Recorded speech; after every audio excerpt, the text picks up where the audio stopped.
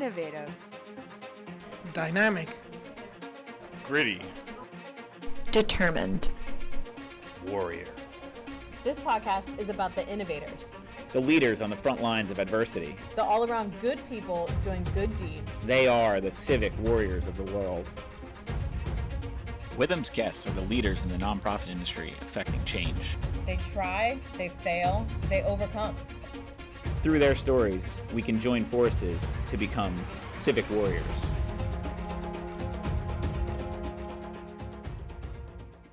Hey Warriors, thanks for tuning in. On today's episode of Withum Civic Warriors, we had an enlightening conversation with Leslie Slingsby and Michelle McDyer, the Executive Director and Prevention, Education, and Outreach Manager of Mission Kids Child Advocacy Center.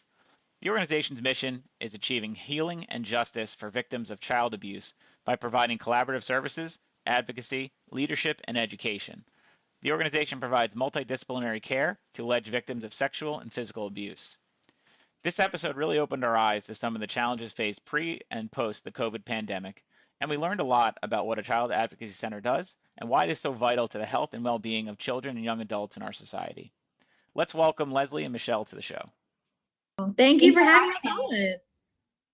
So, Mission Kids, the mission statement is to achieve healing and justice for victims of child abuse by providing collaborative services, advocacy, leadership, and education. So clearly a very, very important service that you provide and a very, very important nonprofit that you are. Leslie, maybe if you just want to give a little bit about your background, kind of how you got to where you are and a little bit more information about the organization, and then we can go from there. Yeah, no. So I actually I always wanted to go into nonprofit management and went to the University of Michigan for that in graduate school. But at the same time, I had always been interested in trauma work, especially with child sexual abuse, and started that through interning and then started working in victim services. And gosh, about 15 years ago now, in a neighboring county, the district attorney's office came to me and said, Leslie, we would like you to start a child advocacy center. Well, what's a child advocacy center? Well, we want to have one agency where child protective services workers, district attorneys, law enforcement, therapists, medical professionals, all work together. You know what? Let's add victim advocates. Put victim advocates in here. We want them all to work together around each case of child abuse that comes into our county. Well, I'd been working in this field for a long time and knew that sounded impossible. These agencies were often adversarial, did not have great relationships. Unfortunately, they all kind of saw it as their own independent investigation and intervention in child abuse. So what happened is kids were interviewed so many times by so many different people. People had different perspectives on a case, different information. And so I thought this sounded impossible. So I said, no way, that sounds like a death sentence for my career. But they said, what if we kept your current job available for a year and a half? Well, then I thought, a year and a half? I could see if I could get this started. And within about 6 months, I realized that not only was this a need, that all of our partners were ready for this too. They had felt how this was damaging to kids, their families, and the criminal justice system. We were handing, unfortunately, defense attorneys beautiful cases and not holding offenders accountable because the kids, we were taking their statements differently. We were understanding cases differently. And so that's when we started the Child Advocacy Center. Now, I was lucky enough to be invited to be the director of Mission Kids, which is closer to where I live. I love it. We've been able to expand while I've been here, and Mission Kids actually has a fascinating beginning that I love talking about. Michelle, do you want to tell us a little bit about how Mission Kids actually got started? Yes, there was a specific case. Yeah, I was going to say, so that's kind of where my interest came in. I was born and raised in Montgomery County, and then I came from a law enforcement family in Montgomery County, went off to Penn State and got a degree in criminal justice, and then began working for our district attorney's office. But this was really working with Risa Furman, who at the time was our district attorney. But she had a case many years ago with a child who was victimized in Montgomery County by multiple adults within his family. And he went through years and years of the criminal justice system. And he said to his family and some support workers and the district attorney that what happened to him was terrible, but the system's response was even worse because he had to go through so many hoops. He had to talk to so many different people. So our district attorney at the time, Risa Furman, our OCY, which is the Office of Children and Youth Director, the former director, Laurie O'Connor, Abby Newman, who's now our CEO, and some other stakeholders in Montgomery County got together and created this systematic response to child abuse cases and brought the Child Advocacy Center model to Montgomery County. That way it's streamlining cases for kids so that they don't have to talk to multiple different people about what happened to them. So if you think about it, before a Child Advocacy Center was ever created, a child like this would have to go and talk to maybe a patrol officer, a caseworker from the Office of Children and Youth, probably a nurse, a doctor, any other number of medical professionals. Ultimately, if there were criminal charges, they would have to go through the criminal justice system, work with a prosecutor. So we found that children were talking to so many different people about what happened to them. And that could be super traumatizing to a child who has already been betrayed, especially by a family member or someone that they trust, and then having to relive that trauma. So that's the goal of Mission Kids, is to limit the number of times that the child has to talk about what has happened to them, and then provide this safety net of services. So now at Mission Kids, they work with a trained professional. We have forensic interviewers who know how to talk to kids about what has happened to them. Their goal is to ask open-ended, non-leading questions. So they try to get the child's story in a narrative format, as much as they can remember in as much detail as possible. And then we have our team of professionals. So all of those other people, the investigative professionals that would have normally been talking to a child, they're watching the interview via closed circuit television in another room. So they're still getting all of the details that they need for their investigation in order to hold offenders accountable and keep kids safe, but they're not all asking these kids the same questions. So that's people like the OCY caseworker, the district attorney's office, the law enforcement officer, and anyone else.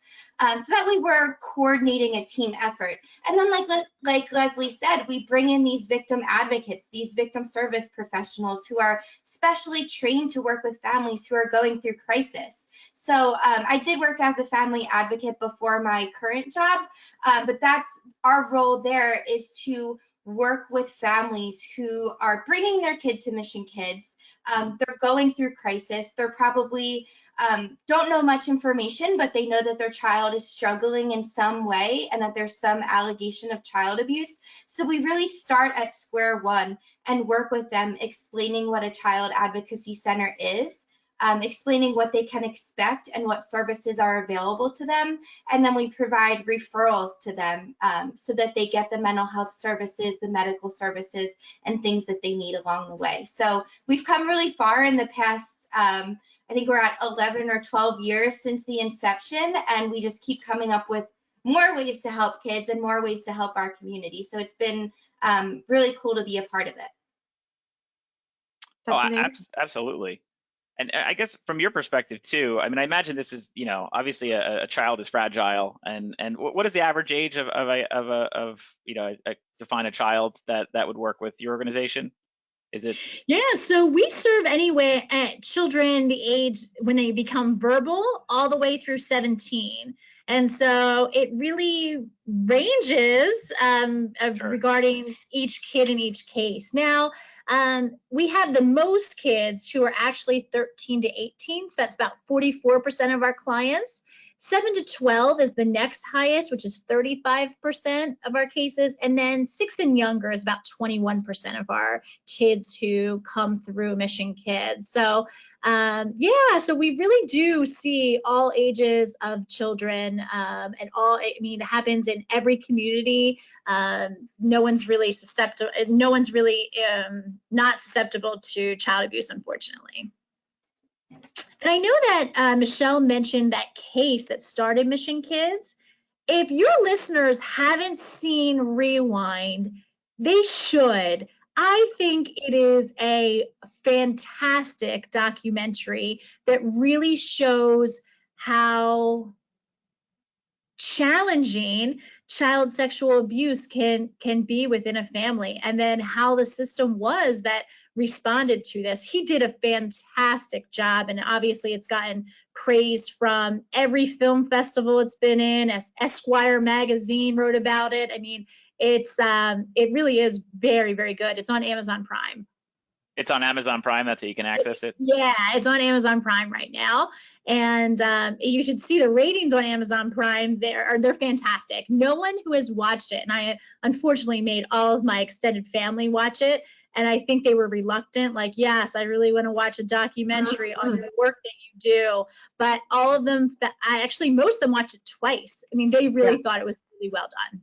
And that's been pretty cool because we've kind of seen it's almost come full circle for us. So the filmmaker, Sasha Joseph Newlinger, is a filmmaker now documenting his story, but we've had people reach out from across the globe. So whether they're here in our community or in the United States or another country, we've gotten Facebook messages, Instagram, emails of people in their 60s who said, I came across this when it debuted on PBS, or I was in quarantine flicking through Amazon Prime, and this documentary really made me come to terms with what happened to me.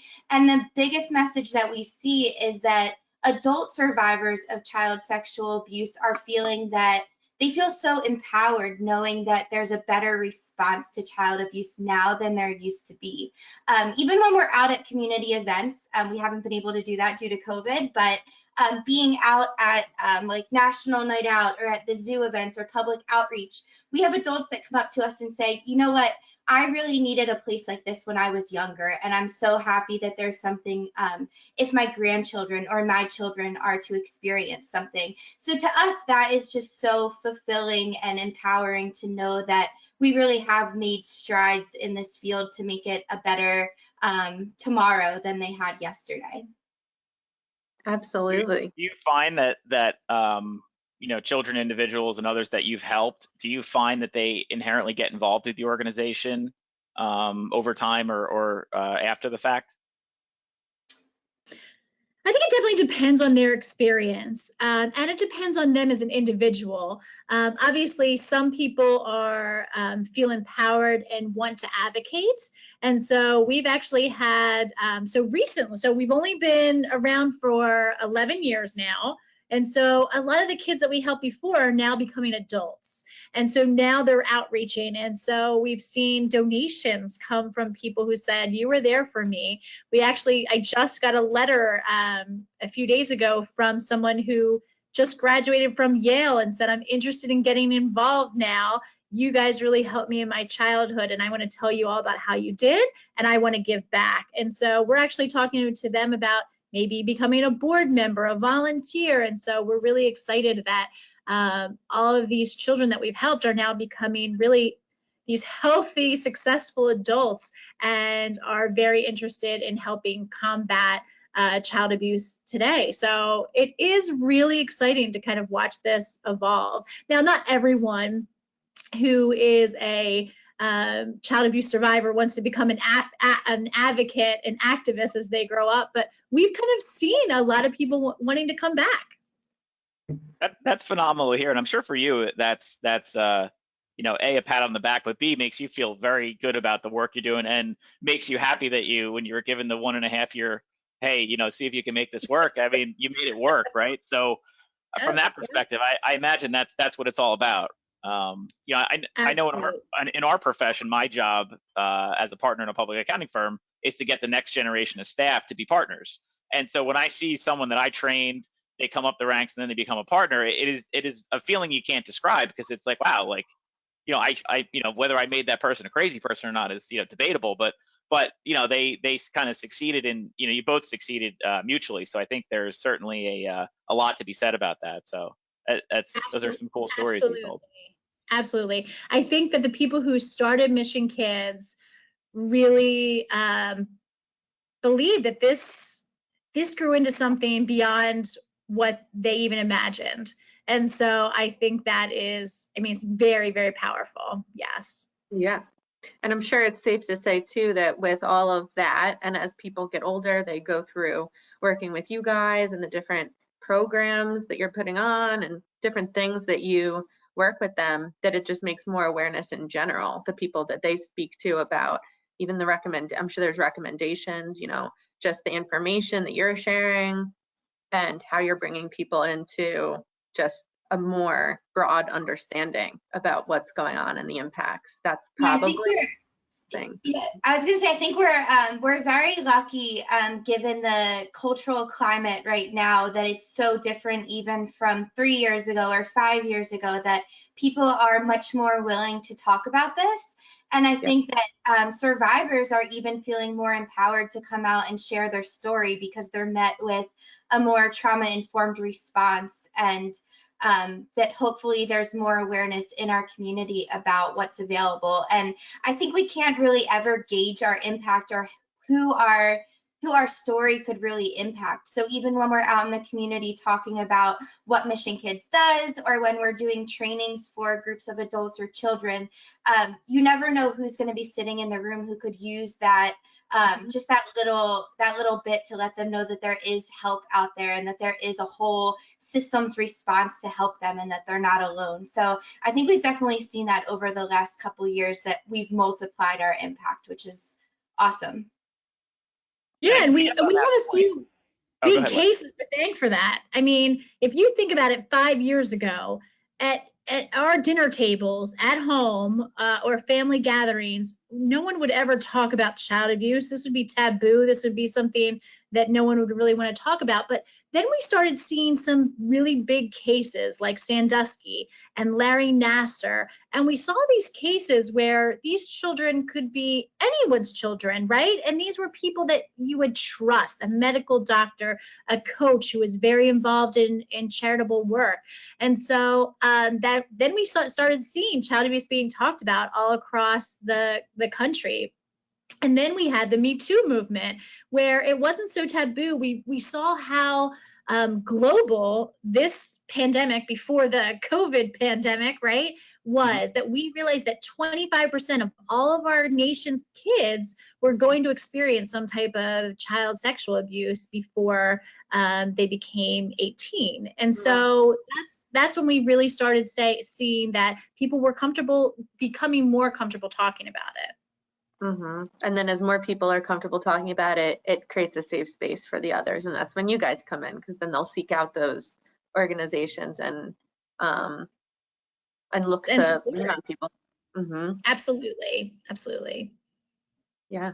So Michelle, you when you were talking about that, you used the word impact. So I guess as Mission Kids, how would you say you define or measure impact? Obviously, there's different facets of that. You have data on a piece of paper, you have intangibles like people coming back. How do you as an organization kind of define or measure the impact that you're having? So I mean, it's almost immeasurable if you really try to. We'll never know how many kids we did help. You can't really put prevention into tangible terms. But we can, obviously we count how many children we've served through forensic interviews. So we usually serve around 500 to 600 children through forensic interviews. That's a direct intervention that we provide every year. And then every child who comes in for a forensic interview is offered those family advocacy services. They get the medical attention that they need. They get the specialized mental health services that they need.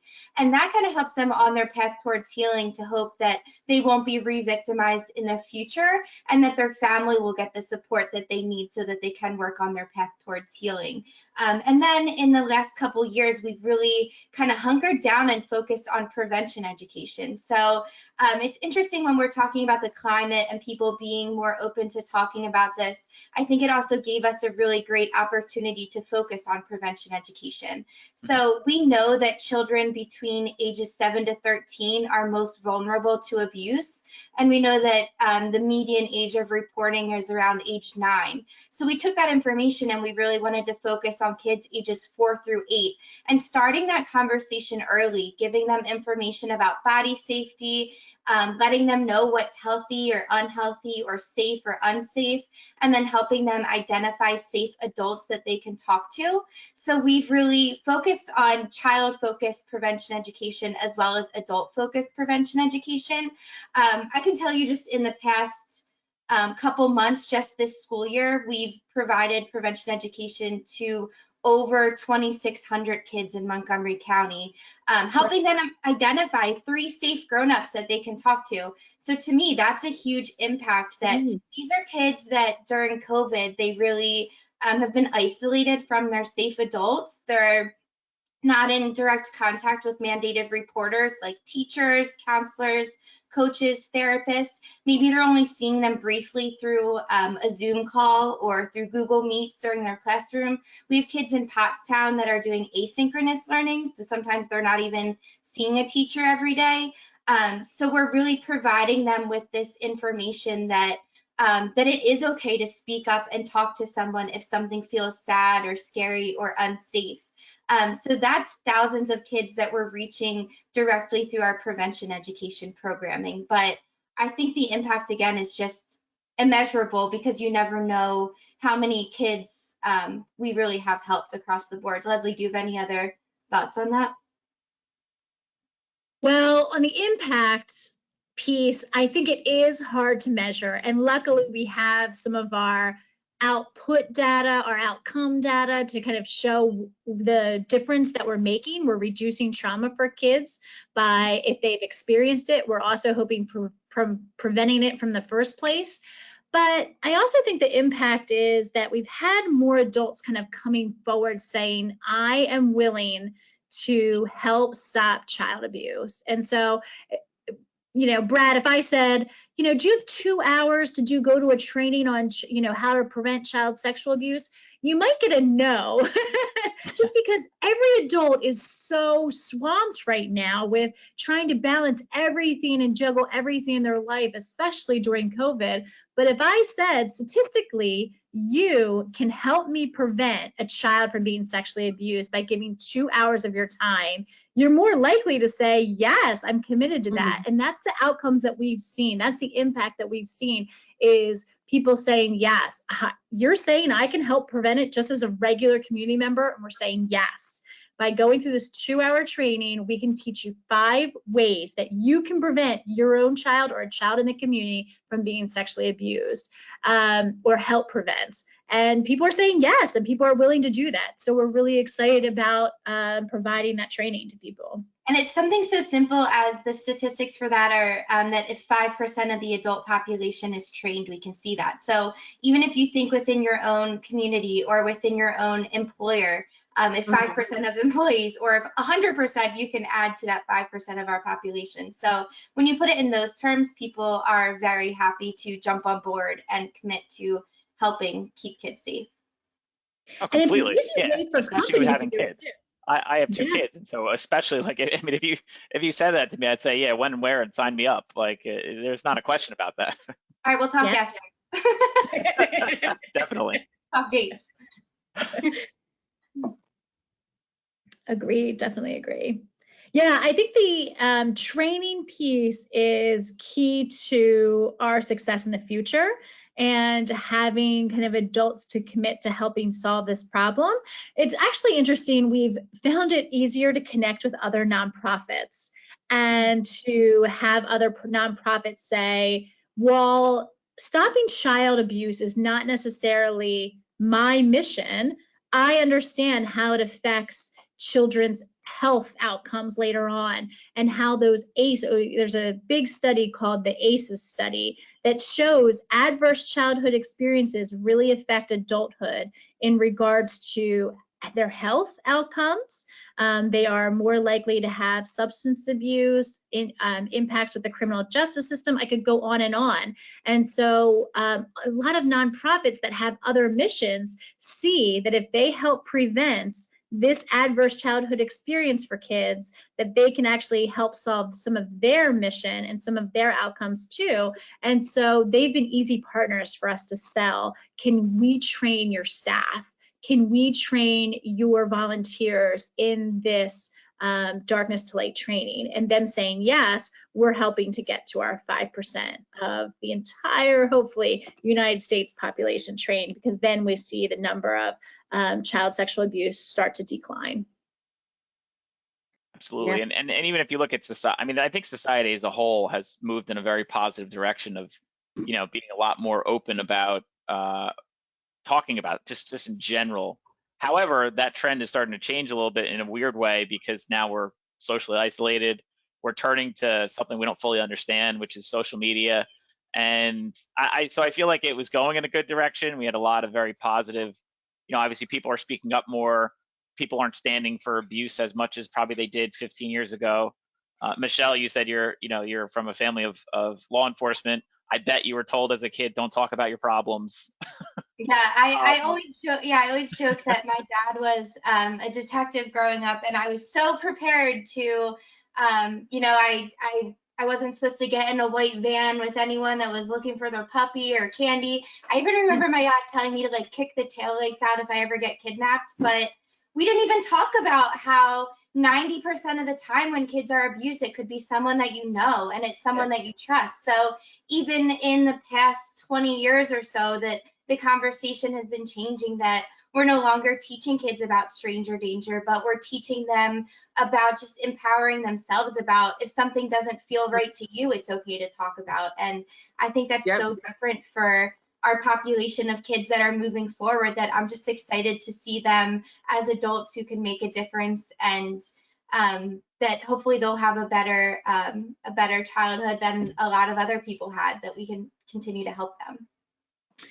But Brad, you're right. COVID definitely impacted the momentum that we had regarding combating child abuse. We did such a great job of training our teachers, our principals, our school social workers, our school nurses on how to identify child abuse and how to report. But now those kids aren't seeing those professionals who are trained, caring adults to intervene. And so we know historically that when the economy has declined and when unemployment has increased, unfortunately, child abuse has also increased substantially. But so we know that kids are at higher risk, but they're not seeing those safe adults that can help them, identify them, and intervene. And so we're at a tough time regarding child safety. And unfortunately, how many years now have pushed out how the internet can be dangerous for kids, and now we're kind of putting a computer in front of them and saying, here you go, this is how you're going to learn, and this is where you're going to be 8 hours a day. So unfortunately, it's definitely impacted us, and we're going to have a lot of fallout and a lot to do because of COVID. And I think Leslie and I have had numerous conversations over the past 9 or 10 months about how do we keep kids safe? Now we're worried that they're home and that they're isolated. So what can we do? I remember back in March, we had to pivot very quickly to start to really cater to those people that have an eye on kids and teaching them what they can do to keep kids safe, and then also work on moving all of our prevention education to a virtual platform just to make sure kids are still getting this messaging. And then over the past couple months, we've also had several social media campaigns specifically targeting kids. So we've been working with the Pennsylvania Attorney General's office and Josh Shapiro, Montgomery County's District Attorney's office and Kevin Steele. We worked with one of our community supporters, Garrett Snyder, and the Childhood Resilience Foundation to come up with a PSA. And it was a little bit out of our wheelhouse, but we brought in some outside professionals to help us create a 30-second video.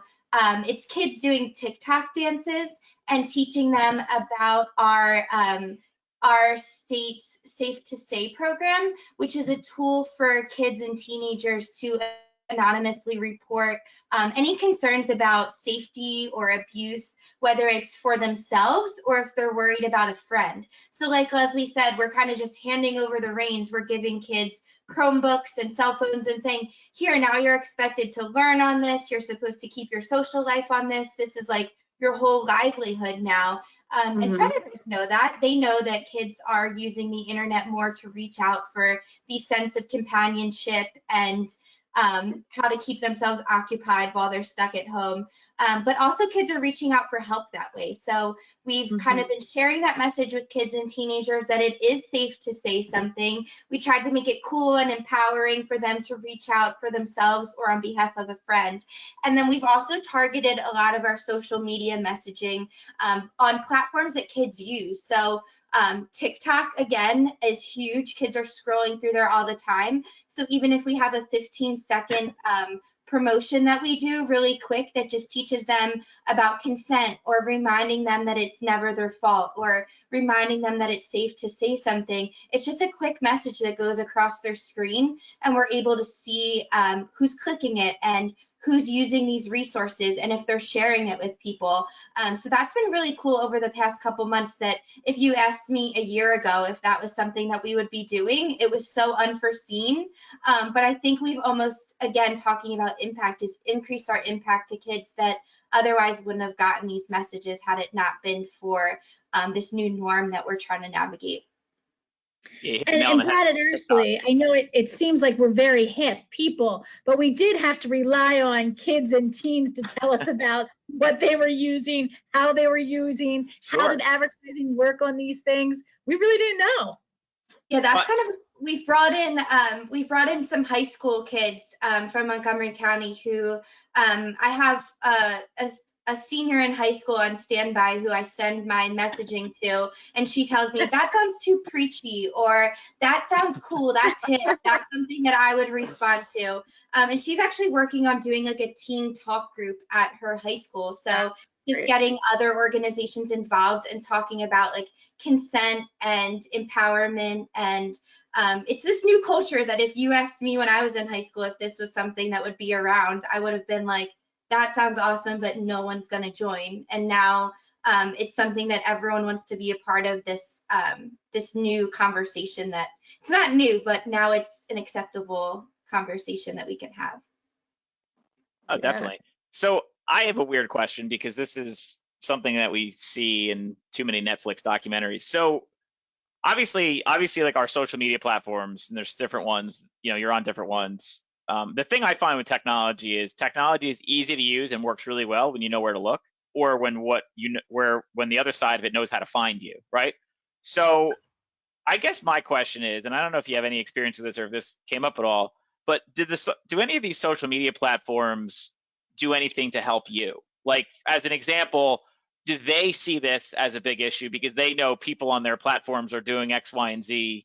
You know, obviously there's illicit activity going on. They have their own policies and protocols to prevent it. But I guess when you're doing outreach, you're doing education, like I'm wondering, like, is there a way, like, you know, and I may be throwing around terms I don't fully understand, is there a way that like a Google or a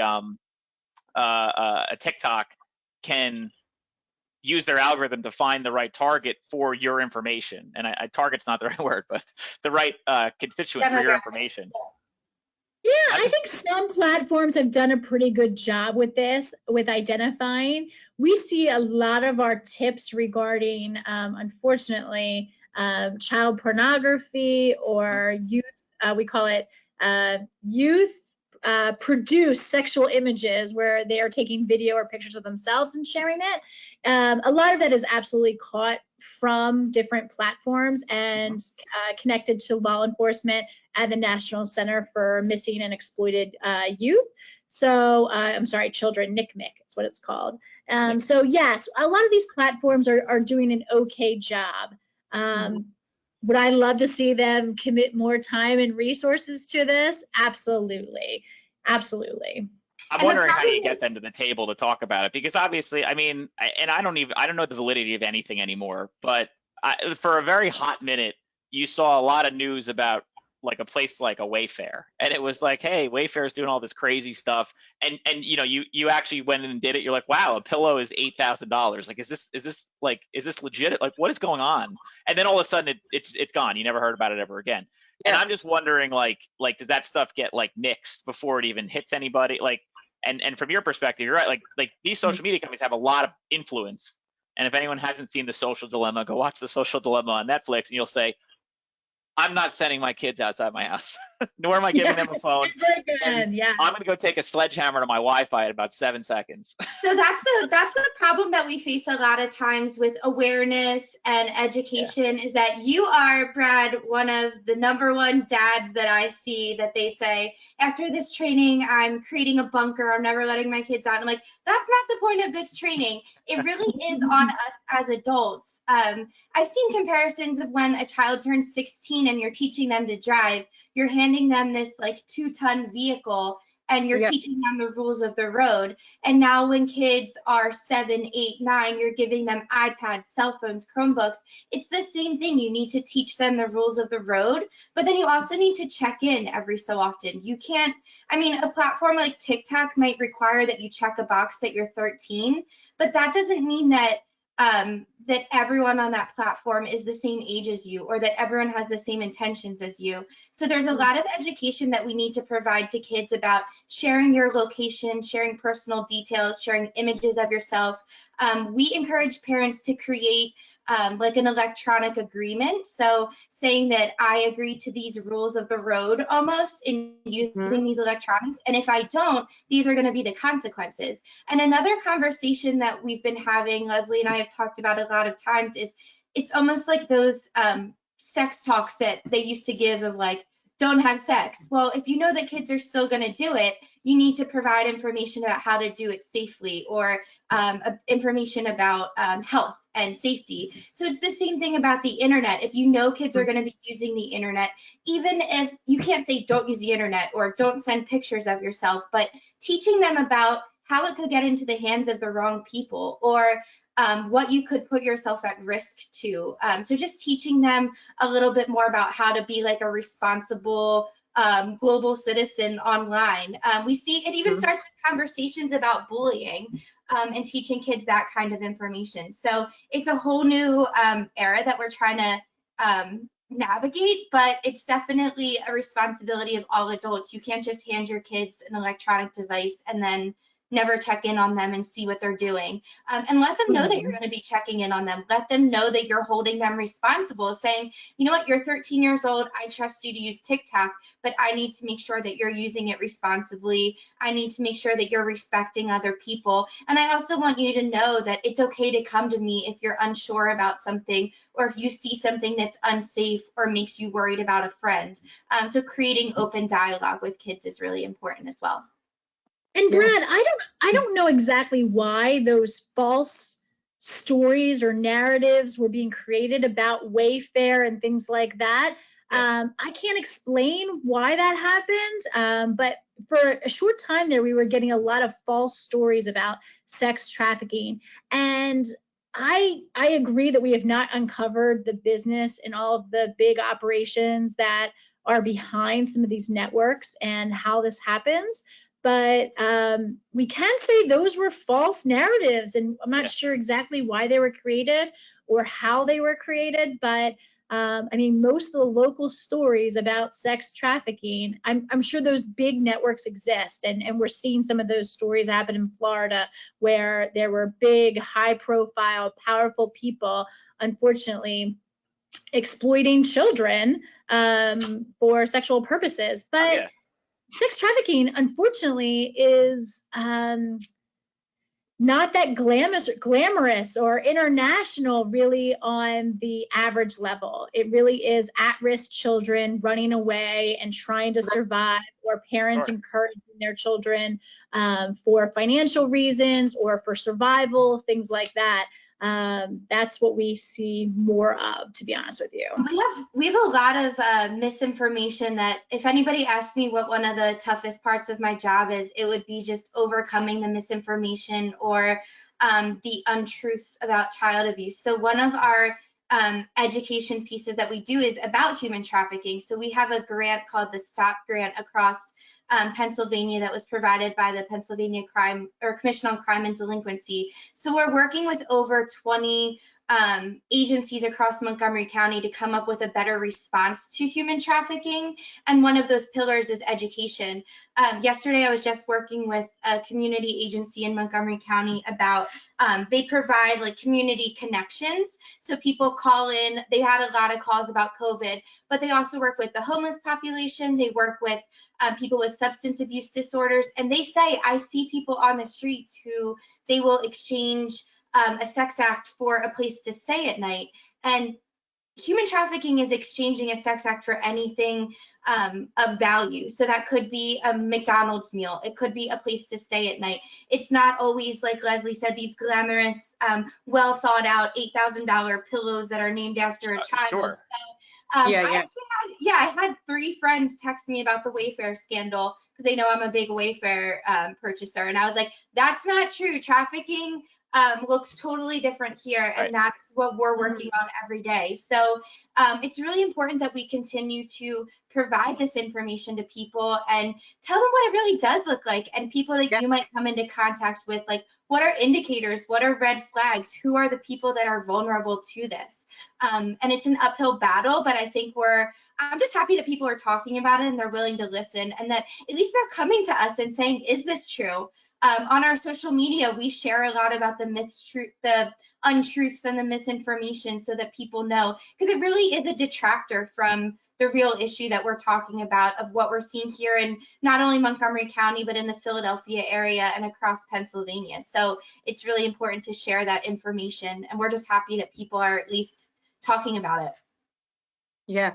Do you think that the way that it's portrayed, sex trafficking, sexual abuse in movies, shows, do you think that the way that it's put out there and then the lack of follow-up on what is right and what is by, like, maybe people at the top, let's just say, do you think that all of that, like, seriously affects just like how children react, how adults understand the whole situation and what they should do? Do you think that has like huge overarching barriers? No one wants to watch like crime documentaries with me anymore, or like I refuse to watch Law and Order. I will sit there and say, that's not right, that's not true. I just started watching a crime documentary last night and I was saying the judge would never be able to do that. Like, it's just not true, and it's not portrayed appropriately a lot of the time. People come into our trainings thinking that kids are interrogated by a detective in like a cement room with like that dingy light hanging overhead, but they're relieved and they're happy to see that Mission Kids is a lot of a nicer, child-friendly place, and that the response is a lot better. But I think it really, like I said, is a detractor to what the real work is that we're doing. But it really takes education and awareness to share with them that there really is a better response a lot of the time. Mm-hmm. Well, maybe I should train filmmakers on that. You know, if they're going to dive into that, it's so heavy. It's like for it to be filmed and like casted a certain way, and the way that it all plays out in such certain ways, and for it to be maybe so totally wrong, like you said, that could be a huge barrier to getting through to exactly what the real message. So that's one of our goals in 2021 that we started working on probably a year or so ago, is working with the media better. So we actually have identified some of our media partners who cover stories like this, and they've helped us come up with, like, they said, we need a list of acronyms. We need to know what you guys are talking about when you're talking about child abuse. And instead of, for instance, calling a child prostitute, we call them a child who has experienced trafficking, or we call them like survivors rather than victims a lot of the time, just the language surrounding how they report on stories. So we're actually working on a whole section of our website that gives information to the media about how to report on this, what is responsible journalism, so that you're protecting the identities of child abuse survivors, but you're also not watering down the details of what happens.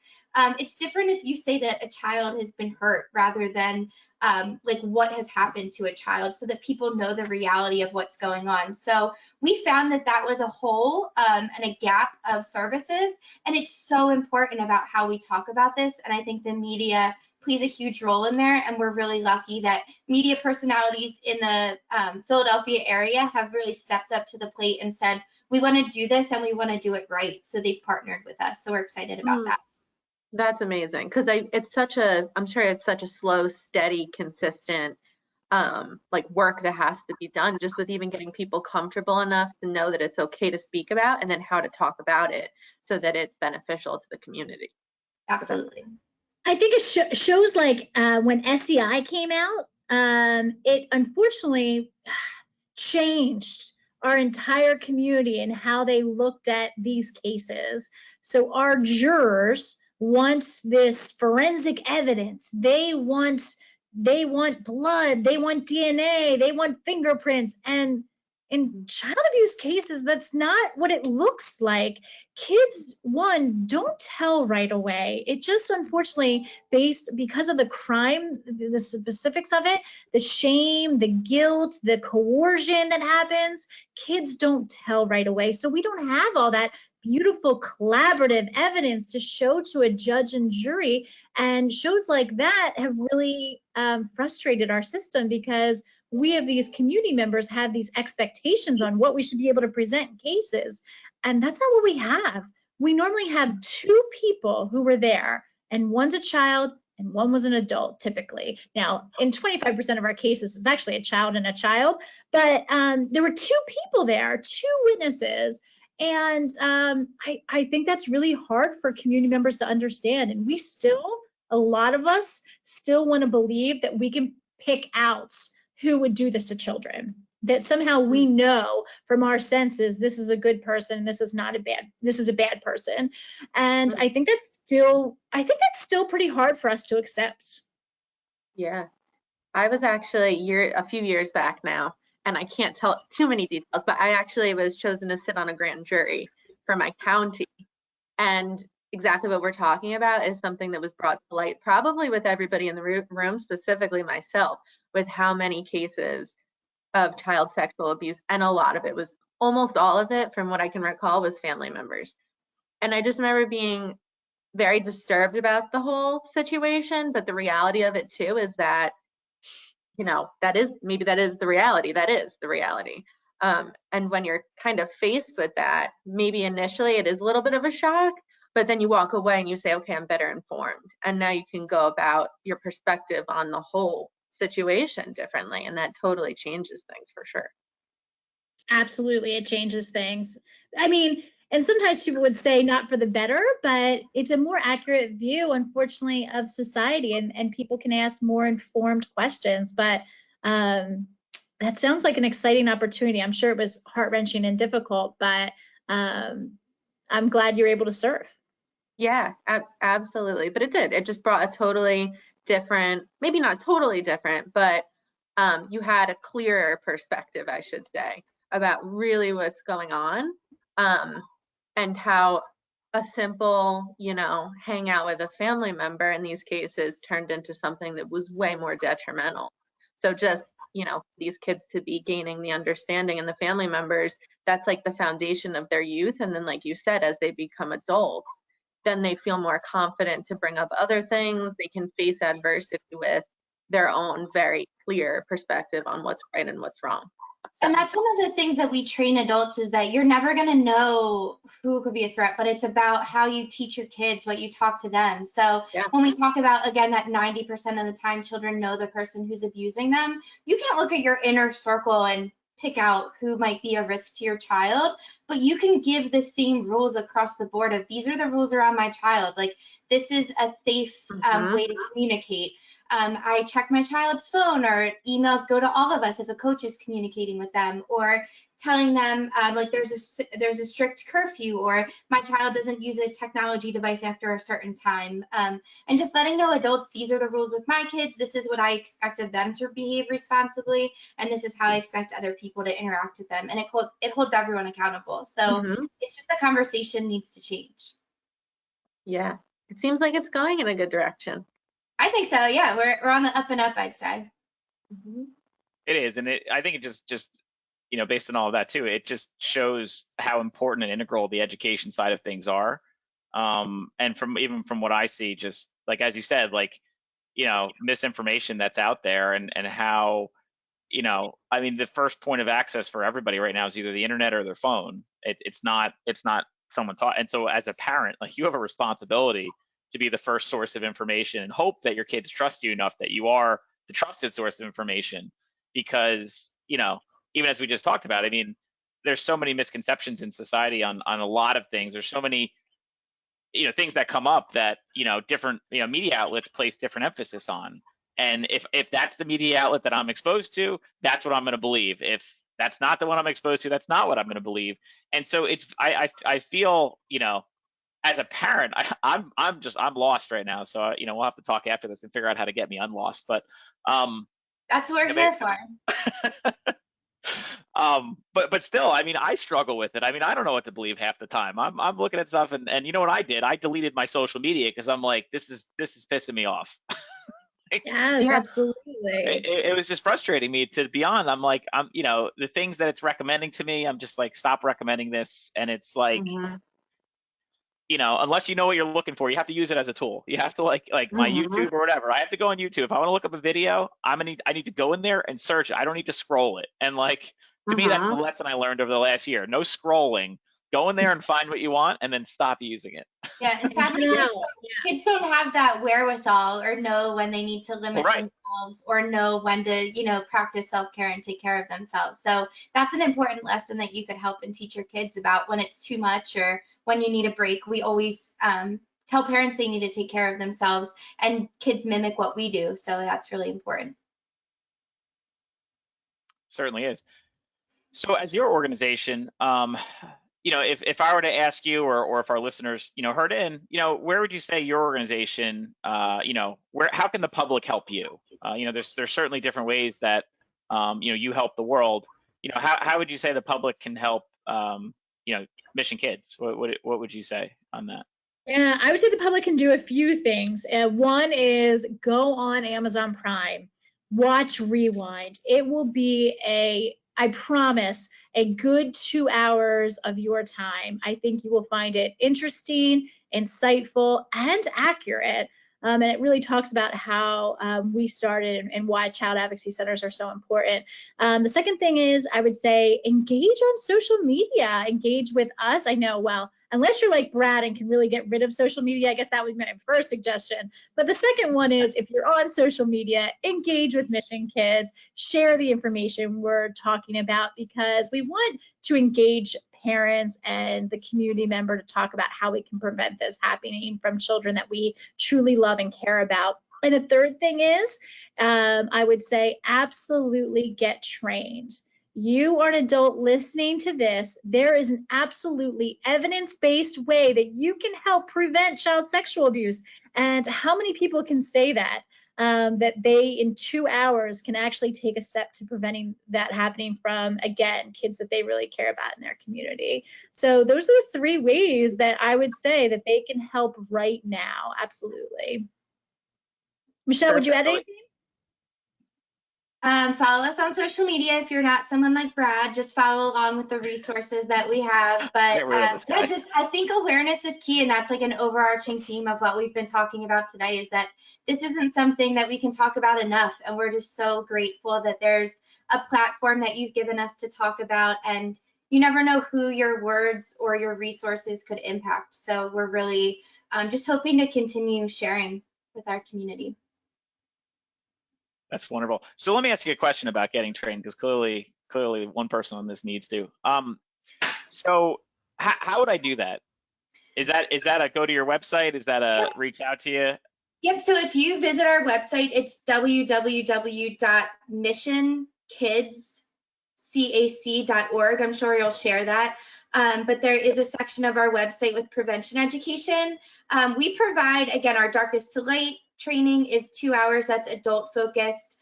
Then we provide our ROAR lessons for kids ages 4 through 8. So we're working in school districts across our county to be able to provide that for all kindergarten, first and second graders. And then we have other trainings that are tailored towards any group. So we do kind of like a Mission Kids 101, which is a collaborative approach to child abuse. And we can do that for nurses, doctors, teachers, counselors, even just community members that want to learn more about the Child Advocacy Center response. We also have our Human Trafficking 101 training. We have a training that is targeted towards school counselors and teachers, any education professionals, that talks about child abuse and trauma and what it looks like in the classroom. So we offer all of these depending on what you're interested in, but go to our website. My information is there. You can call me or email me. And then there's also a section on our website that you can just give your information and I'll reach out to you. It's super easy. We're pretty responsive to training needs. And again, we're trying to train 5% of our adult population, which in Montgomery County, we have over 800,000 residents. So it's like what, I'm bad at math, but like 45,000 people or something like that. Yep. You guys are the accountants, but it's an uphill climb. So anyone that's interested, again, like Leslie said, it's evidence-based. It's something super easy, 2 hours out of your 24-hour day that you could give us one time and you can make a difference in a child's life. So just reach out to us and we'll see what works for you. Great. Our goal is that everybody that we send this to, anybody that you send this episode to, once it's all wrapped up, is better informed. I know I definitely was. I think Brad definitely was. And now we know exactly what to do and share the message on any sort of trainings. And hopefully you get other people reaching out as well. That's the goal here. We're looking forward to a very productive 2021. We'll be super busy, but that's a good busy. That is. Yeah. Sure. And donate, donate to have you keep doing the good work you're doing and keep being able to do it. So, Absolutely. well, we've been able to do the things just because of the generosity of our community. So many people have believed in this mission, and we are grateful every single year. great. Well, Michelle, Leslie, thank you so much for doing this. I learned a lot. I'm sure a lot of other folks that listen will learn a lot. And we hope that we can just help get the name of your organization out there more and help you continue to do the great work you're doing. Obviously, it is certainly very well received. You're having a significant impact and have had a significant impact for a long period of time. And, we hope that continues and we can help however we can. Hey, Warriors. Thanks for tuning in. On the next episode of Civic Warriors, we'll talk with Eric Stiles from New Jersey Audubon Society about the healing power of nature, the environment, and what you can do to make the world a better place for all. Make sure to subscribe to Civic Warriors, and thanks for all your support. Have a great day.